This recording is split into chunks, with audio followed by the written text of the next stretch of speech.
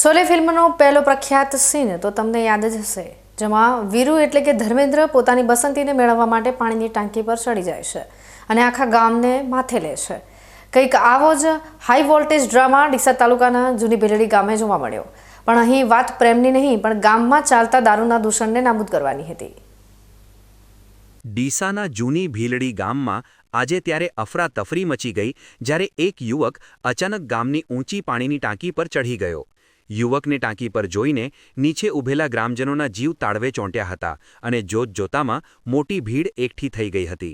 તાત્કાલિક ધોરણે 112 પર કોલ કરીને પોલીસની મદદ માંગવામાં આવી હતી. ભીલડી પોલીસ સ્ટેશનનો સ્ટાફ પણ જરાય વિલંબ કર્યા વગર ઘટના સ્થળે દોડી આવ્યો હતો. ટાંકીની નીચે ઊભેલા લોકો અને પોલીસ માટે આ સ્થિતિ ખૂબ જ નાજુક હતી, કારણ કે જરા સરખી ભૂલ યુવકનો જીવ જોખમમાં મૂકી શકતી હતી. પોલીસે ખૂબ જ ધીરજ અને સંવેદનશીલતા બતાવી યુવક સાથે સતત વાતચીત ચાલુ રાખી અને તેને પ્રેમથી સમજાવવાનું શરૂ કર્યું.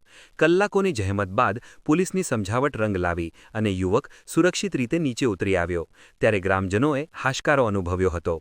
નીચે ઉતર્યા બાદ યુવકે જે કારણ જણાવ્યું તે સાંભળીને સૌ કોઈ ચોંકી ગયા હતા.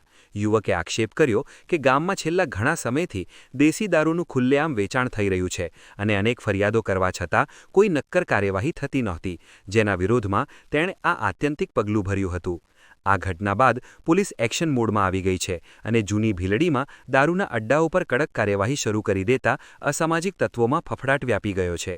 એક તરફ પોલીસની ત્વરિત કામગીરીથી મોટી દુર્ઘટના ટળી છે, તો બીજી તરફ યુવકના આ શોલે સ્ટાઇલ વિરોધે તંત્રને જગાડવાનું કામ કર્યું છે.